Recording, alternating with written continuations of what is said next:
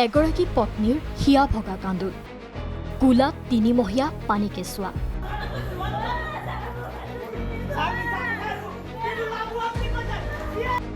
কেঁচুৱা কোলাত লৈ বিননী পত্নীৰ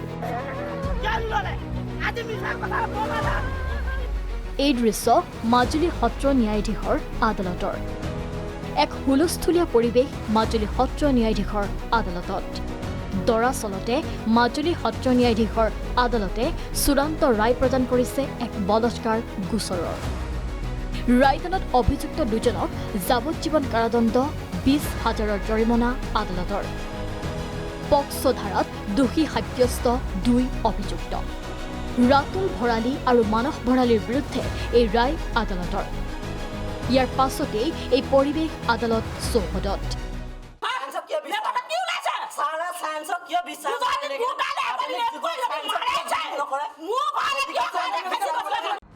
চলিত বৰ্ষৰ জানুৱাৰীৰ ২৮ তাৰিখে এই ২ লম্পটৰ বিৰুদ্ধে ৰুজু হৈছিল গোচৰ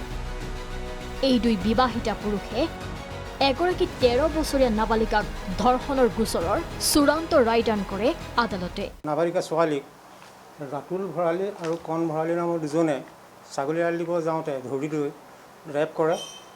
বলাৎকাৰ হয় হোৱাৰ পিছত সেই গোচৰ গড়মূৰ থানাত পঞ্জীয়ন কৰি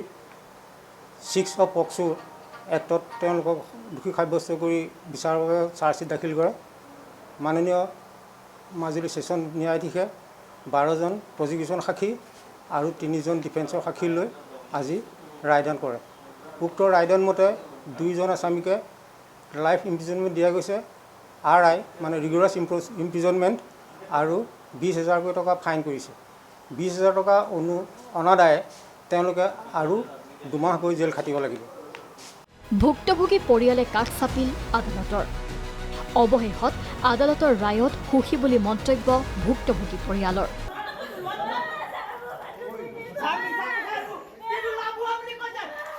ইফালে আদালত চৌহদতে দোষী সাব্যস্ত 2 পৰিয়ালৰ সদস্যৰ ক্ষোভ স্বামীক এৰি দিবলৈ কৈ মাটিত বাগৰি পৰিল পত্নী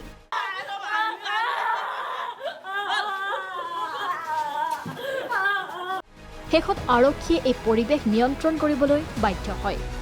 এনেদৰেই মাজুলী সত্ৰ ন্যায়াধীশৰ চৌহদত ৰায়দানৰ পাছতে সৃষ্টি হয় হুলস্থুলীয়া পৰিৱেশৰ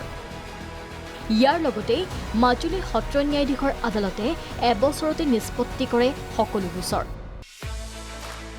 মাজুলীত স্থাপন হোৱাৰ পাছত আৰম্ভ হোৱা ৩০৫টা গোচৰৰ ইতিমধ্যেই নিষ্পত্তি কৰা হয়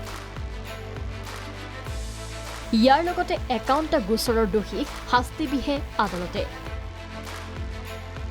ইতিমধ্যে মুঠ ৫ অভিযুক্তক দোষী সাব্যস্ত কৰি যাৱজ্জীৱন কাৰাদণ্ড বিহে মাজুলী সত্ৰ ন্যায়াধীশ আদালতে ইয়াৰ আগত ৩০৫টা গোচৰ আছিলে ৩০৫টা গোচৰৰ ভিতৰত আমাৰ ৫১টা গোচৰ কনভিকশ্যন দিলে